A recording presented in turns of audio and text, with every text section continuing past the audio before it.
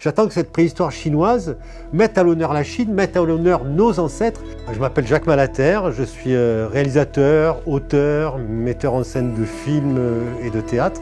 Alors c'était en 2021, j'ai pu partir en Chine après 2 ans de travail en étroite collaboration avec Yves Coppens. On a écrit un film qui s'appelle Les derniers secrets de l'humanité. Et c'était une époque difficile, 2021, les frontières étaient un peu fermées. Donc j'ai décidé de partir seul en Chine. Donc il y a eu toute la période de tournage où j'étais, on va dire, le seul occidental au milieu de 150 techniciens chinois et une centaine de comédiens chinois. Ils ont répété pendant plus de 2 mois et demi, 3 mois avec moi à redevenir, à réveiller l'homme préhistorique en eux. Donc on faisait, pendant les répétitions, ils mangeaient du foie cru, ils mangeaient du cœur cru. Tout ce que je leur ai demandé de manger, j'ai dit je le mangerai avant vous.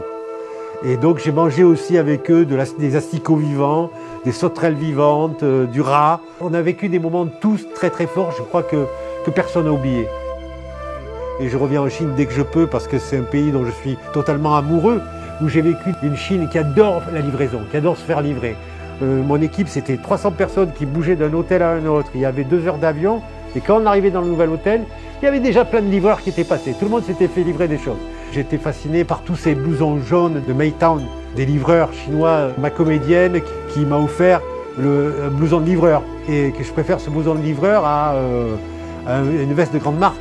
Parce que ce blouson-là, il a une histoire. Il a l'histoire du film, il a l'histoire de mon vécu en Chine. C'est comme un pont entre nos 2 pays, un pont d'émotion, un pont d'amour.